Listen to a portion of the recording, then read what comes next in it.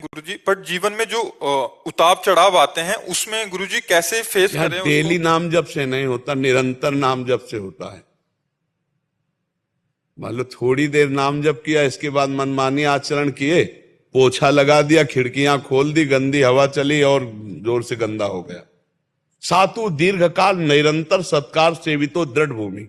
दीर्घकाल तक निरंतर आदर सहित नाम जपते हुए ही खाना पीना सोना जागना क्रियाएं सब करना, तब आप माया मुक्त हो पाओगे, तब आप समझ पाओगे इस माया की चाल को। क्या प्रश्न है? कह रहे हैं कि गुरुजी कैसे फेस करें और उस समय सकारात्मकता अपने आप में कैसे बनाए रखें कि मतलब यश हुआ तो उछल गए और अपयश हुआ तो? देखो, जब विभीषण जी ने भगवान से कहा कि रावण तो रथ में विराजमान है और आप जमीन पे, रावण रथी बिरथ रघुवीरा, देख विभीषण भयो अधीरा, तो पूरे रथ को भगवान ने अध्यात्म का बताया कि जिससे विजय होती है वो आध्यात्मिक। हम खास, जो रथ में खास विषय होता है वो सारथी होता है।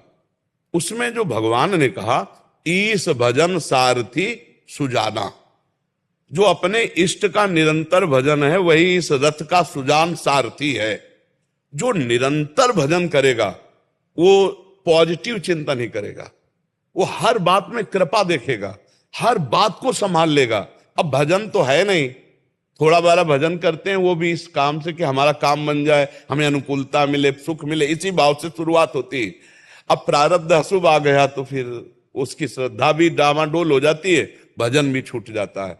अगर सत्संगी है तो फिर जब बहुकाल करी सत्संगा तब ही हो सब संशय भंगा, इसमें डट के लगना पड़ेगा। तो महाराज जी फिर मुख्य साधन सत्संग हुआ महाराज जी काफी इसमें? बिल्कुल, बिना सत्संग के तो है नहीं। मत कीरति गति भूति भलाई, जब जय जतन जहां जय पाई, सो जानो सत्संग प्रभाऊ, लोकों वेद न आनु पाऊ।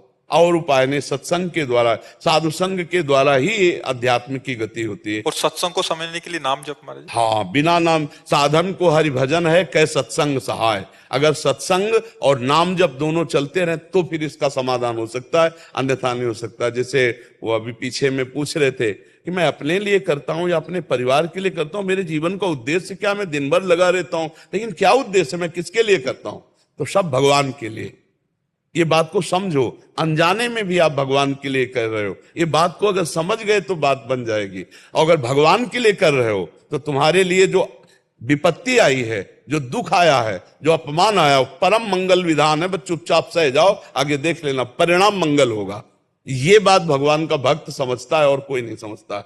ये बोला विपत्ति क्या मंगल हो सकती है, अपमान क्या, प्रतिकूल क्या मंगल हो सकता है? बोला हमारी सोच एक मानुषिक और सूक्ष्म नहीं है और दूरदर्शी नहीं, और भगवान बहुत दूर की देख करके हमारा मंगल कर रहे हैं। महाराज जी जब परिस्थिति आती है जैसे अनुकूलता या प्रतिकूलता वाली, तो उसमें हम काट नहीं पाते। इसलिए नहीं काट पाते कि जो ही परिस्थिति आए तो पहले भगवान, अनुकूलता आई तो भगवान की बड़ी कृपा, प्रतिकूलता आई तो भगवान ने दी है, अब हम काट लेंगे। हमारे अंदर ज्ञान जागृत हो जाएगा कि भगवान ने प्रतिकूलता का विधान किया, कोई मंगल बात है, हमारी भले समझ में ना आवे, कोई मंगल हम चुपचाप सह लेते, देखते हैं क्या मंगल होता है, पक्का मंगल होगा परिणाम में। अब भगवान से तो जुड़ा नहीं अंदर से, सुबेरे शाम वो अगरबत्ती जला देना जुड़ना नहीं कहते। आप बात समझना, चित्त तो संसार से जुड़ा है, अहम तो संसार का है, देहाभिमानी है, वो भगवान से जुड़ा किससे है? अगरबत्ती जला देना, फूल चढ़ा देना, भोग लगा देना, ऐसे वो एक शुभ कर्म के अंतर्गत आएगा बिना भगवान से जुड़े, और वो कोई भगवान से जुड़ना नहीं माना जाता। जुड़ना तो मन से होता है, चित्त से। वो भोग लगावे ना लगावे, चित्त से जुड़ा, मुरारी पादार्पित चित्त वृत्ति, एक एक वृत्ति भगवान से जब जुड़ती है तब ये बात आती है कि घोर विपत्ति में भी आनंद का अनुभव होता है। प्रहलाद जी टूटे क्या, 5 वर्ष के थे, जहर पिलाया गया, आग में जलाया गया, सांप से डसवाया गया, क्या क्या, पर हर में उनको भगवान का कृपा प्रसाद, हर जगह उनको भगवान का दुलार दिखाई दे रहा है।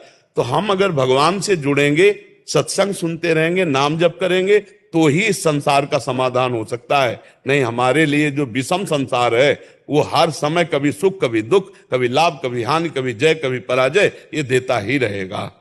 इसको हम सम रूप से सह सकते हैं, इसको मिटा नहीं सकते। हमारे जी तभी कोई इतने डिप्रेशन में चले जाते हैं, अपने शरीर नष्ट कर लेते हैं, मतलब वो काट नहीं पा रहे, भगवान से नहीं जुड़े हैं ना। भगवान से नहीं जुड़े। हाँ, तब लग कुशल न जीव कहूं, सपने हो मन विश्राम, जब लग भजत न राम कहूं, शोक धाम तज काम। हर परिस्थिति में बोले अब क्या होगा, अब वही होगा जो भगवान मंगल विधान रचे होंगे, कोई ना कोई भगवान रास्ता निकाल देंगे, और निकाल देते हैं, पक्का निकाल देते हैं। अब जीव को विश्वास नहीं, भगवान से जुड़ा नहीं, तो अहंकार उसे फिर नष्ट करता रहता, फिर तो कर्म नष्ट कर देंगे। अवश्य में भोक्तव्यम कृतम कर्म शुभाशुभम।